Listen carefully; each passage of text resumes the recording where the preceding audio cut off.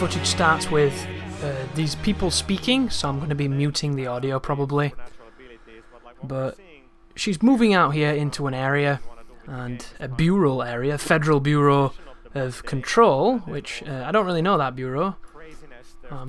Perhaps it's the same as all the other ones, but this one is control oriented. And she moves forward into this lobby area, and there are these people that are suspended, along with this wonderful Venetian looking shadow effect here cast from the blinds above. Remedy have always had a really nice eye for detail and set dressing. Combine that with this dramatic lighting and these wonderful colour theory that's going on here with the greens and the blues and the yellows.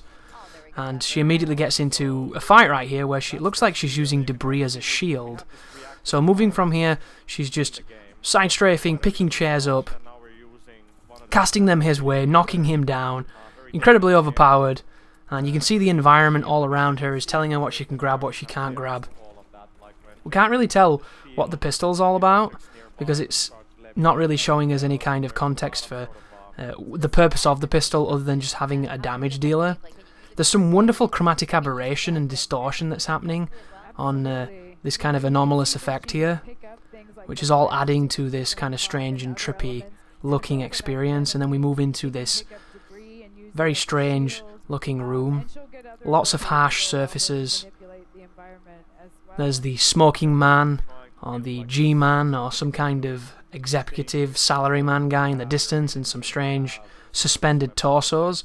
Very dramatically infused with red here. Lots of shadows, everything's angular and square and geometric, and boom, we have a firefight. So she goes immediately into using the debris for shield, and then she fires the debris at the people before picking up some items and getting more of that wonderful rainbow spectrum of almost prismatic light. There's the gun changing its formation into something else, which whatever that is, it looks pretty weird. Hopefully it's cool. Such stark contrasts here with the colours as she moves forward to press square on whatever this is. Wearing those obligatory skinny jeans and looking pretty sweet. And here she seems to be almost fading away, like inking water as we shift and displace and transfer into a different space, or get rid of whatever this crazy effect is, this kind of realm tear of sorts. Some nice cherry blossom looking structures, and there's a huge map of America. But lots of signature debris in the area. Lots of clutter in this lived-in space. I do like these blocky, almost like, Berlin Wall-esque looking locations. It's got that government building. Everything is, very Unitarian. Photos on the wall, sofas, bins. These were places built to withstand all kinds of crazy, Soviet intimidation and Cold War paranoia. But I believe we're just walking through the same thing now, so it's going to be the same thing again, but maybe we'll see something different. There's the sprinklers on the ceiling.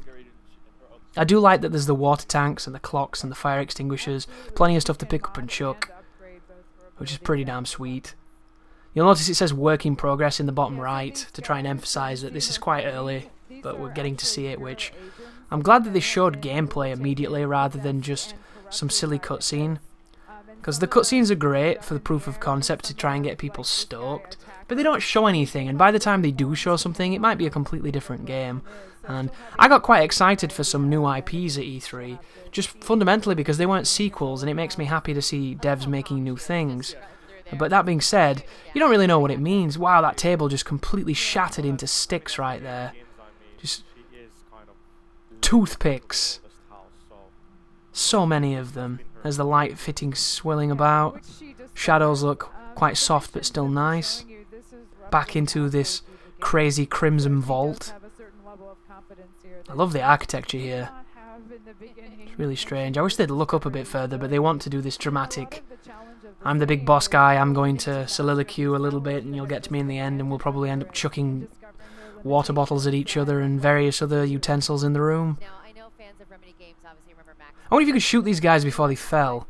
Get a nice cheeky death on them all. Or set them all up. Pick up the heaviest thing in the room and chuck it at them the moment they start descending. You can probably do that. Not that you would need to, because looking at these powers, she looks so broken. There's the weird gun mode again. The person playing seems pretty competent. He's landing shots and getting shit done. I do like the look of this game. I love the visuals of it. I love the idea of the story, because I like Remedy's stories.